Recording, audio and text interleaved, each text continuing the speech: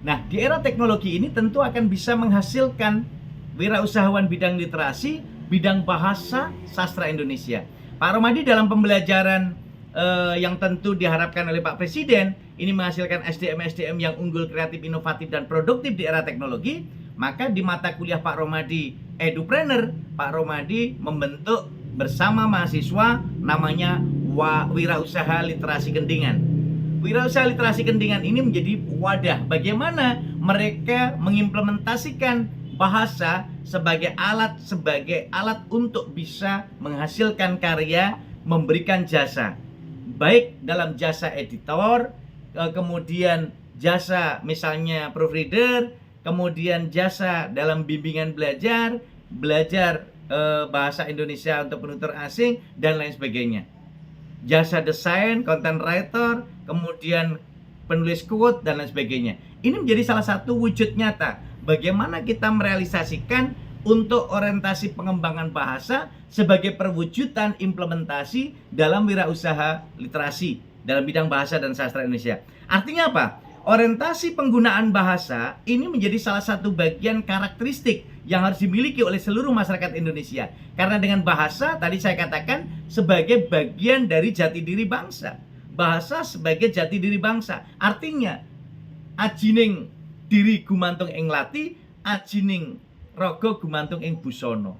Artinya, harga diri kita itu bergantung pada tuturan kita, pada kesantunan kita dalam bertutur.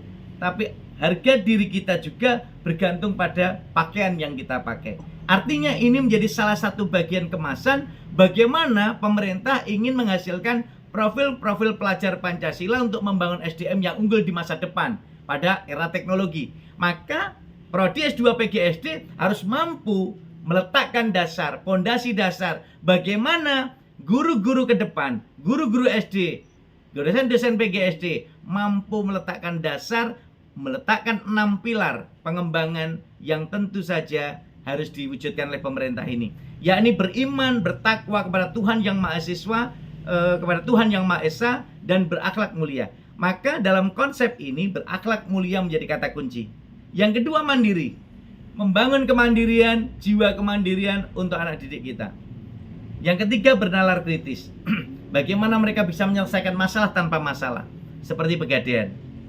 Bagaimana mereka bisa berpikir kreatif, bagaimana mereka bisa bergotong royong, mereka berkebinekaan global. Karena Indonesia ini memiliki kebinekaan global yang harus bisa kita miliki bersama-sama. Oleh karena itu, teman-teman hebat dan luar biasa, dengan 6 pilar ini akan lebih kuat lagi ketika kita landasi dasar penguasaan teknologi. Maka insya Allah akan menjadi profil pelajar Pancasila yang melek literasi digital dan tentu akan memberikan kontribusi dalam pengembangan keterampilan abad 21. Sebagaimana proses pembelajaran bahasa Indonesia di era teknologi di kurikulum Merdeka harus berbasis teknologi dengan berbasis project based learning dan juga studi kasus. Harapannya apa? Kasus-kasus yang tadi saya tunjukkan di depan akan menjadi proyek-proyek masa depan yang akan menjadi inspirator, motivator, kemudian menjadi pergerakan untuk dosen dan mahasiswa agar mau bergerak dan menggerakkan sayap-sayap kesemestaan. Sehingga keterampilan abad 21 yang sering kita kenal dengan formula 4C, bagaimana berpikir kreatif, berpikir kritis, komunikatif, dan kolaboratif, itu menjadi salah satu bagian. Apa yang akan kita lakukan? Apa yang akan kita kembangkan ketika kita belajar berbicara? Kita harus bisa menjadi MC, kita harus bisa menjadi pembawa acara yang profesional, dan kita bisa membawa acara dengan menyenangkan.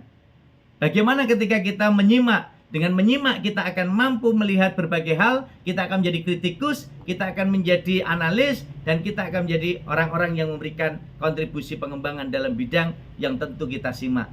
Dalam bidang menulis kita tuliskan, kita terus berliterasi dengan Ratu Lisa, rajin menulis dan membaca untuk multi generasi Indonesia.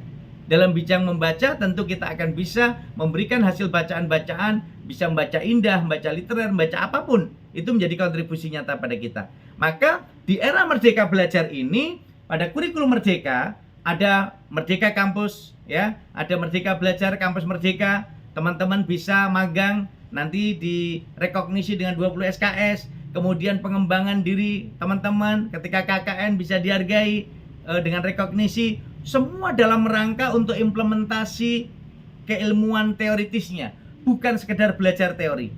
Maka unsur keluarga yang saya tekankan menjadi ruang masyarakat terkecil belajar, lalu guru di sekolah, lalu masyarakat, di dunia usaha dan industri, semua memiliki peran penting untuk mewujudkan kemerdekaan belajar dan memiliki peran penting dalam rangka untuk mewujudkan, melahirkan generasi muda Indonesia yang mampu menggerakkan sayap-sayap kemestaan untuk menjadi wirausahawan bidang literasi, bidang bahasa sastra Indonesia.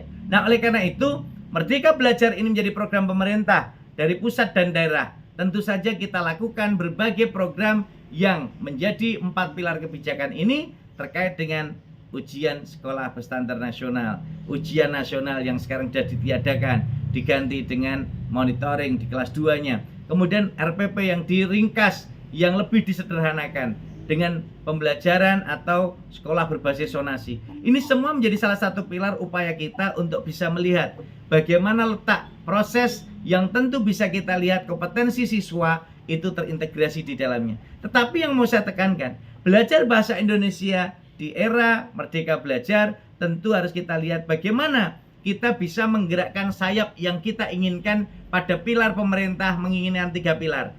Kemampuan literasi, kemampuan numerasi, dan karakter yang terbentuk. Jadi kemampuan literasi ini sebagai apa yang disepakati Forum Ekonomi Dunia tahun 2015 bahwa generasi abad 21 wajib menguasai 6 literasi dasar dan 4 keterampilan abad 21. Yakni salah satunya adalah numerasi.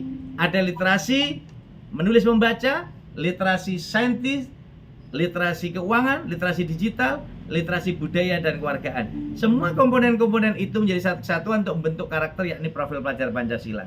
Oleh karena itu, tentu menjadi salah satu bagian penyederhanaan RPP, semua kegiatan pembelajaran yang diwujudkan dari perencanaan, pelaksanaan, evaluasi dan tindak lanjut. Ini menjadi salah satu bagian yang tak terpisahkan dalam proses pengembangan diri yang nantinya bisa menghasilkan 3 keterampilan utama sebagai mahasiswa dan juga siswa. Nah, 3 keterampilan utama dikuasai yakni keterampilan belajar. Adik-adik, belajar bahasa Indonesia harus mampu mengarahkan selain terampil berkomunikasi tapi juga terampil belajar.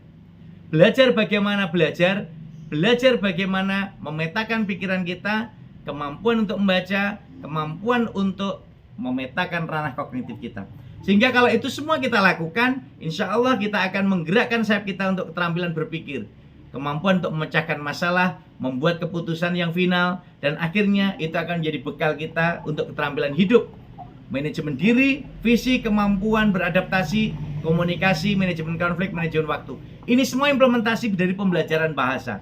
Jadi bahasa merupakan alat untuk komunikasi dan alat untuk menganalisis dan memecahkan permasalahan.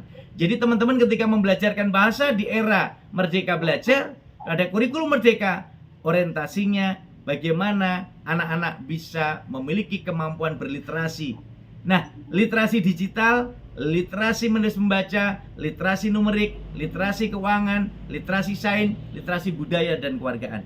Ini yang harus kita tekankan. Sehingga jelajah literasi digital ini harus menjadi media pengembangan pembelajaran kita berbasis teknologi. Kemudian kita lihat bahwa kompetensi hard skill, soft skill menjadi salah satu pilar keterampilan yang harus dimiliki oleh peserta didik kita agar mereka tahu bahwa bukan sekedar hard skill, tetapi soft skill yang harus mereka kuasai. Sehingga kalau orientasi itu diwujudkan bersama-sama, maka tentu akan selalu bisa melihat peluang dan tantangan di dalam situasi terkini yang dihadapi oleh anak didik kita. Oleh karena itu teman-teman kebadan luar biasa, perkembangan teknologi ini tentu akan berdampak sangat luar biasa terhadap kehidupan kita. Bayangin nggak gimana jadinya hidup kita tanpa adanya teknologi? Mungkin rasanya bakal kayak hidup di zaman purba kali ya, dimana masa itu belum ada yang namanya teknologi dan manusia mesti bertahan hidup dengan segala keterbatasan. Beruntung seiring dengan perkembangan zaman, teknologi terus berkembang hingga memainkan peran yang sangat penting dalam kehidupan kita sebagai manusia.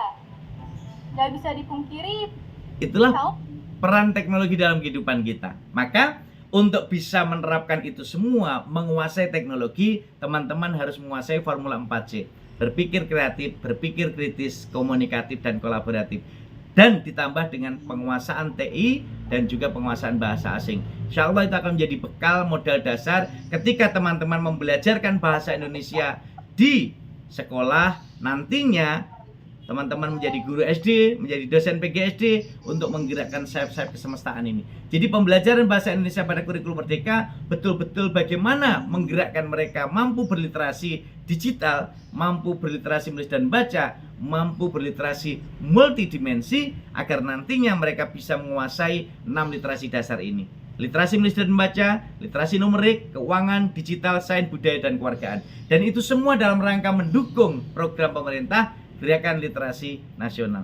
Kalau itu semua dilakukan, maka teman-teman akan tergerak untuk berliterasi dengan Ratu Lisa, rajin nulis dan membaca, menghasilkan karya-karya yang mendukung Tridharma Perguruan Tinggi, dan tentu akan menghasilkan karya buku, novel, cerpen, opini, karya-karya yang lain, artikel jurnal, dan sebagainya. Itu semua bagian upaya kita untuk mewujudkan bahwa kita semua menguasai 5B yang nanti akan bisa kita lakukan dalam kehidupan kita di era teknologi ini. Bagaimana bersilaturahmi, berkomunikasi, berkolaborasi, beraksi, dan berliterasi dengan Ratu Lisa, rajin nulis dan membaca. Ini harus kita kuatkan dan ini kita pertahankan dalam kehidupan kita. Di era teknologi, semua menjadi salah satu bagian penting dalam pengembangan diri kita.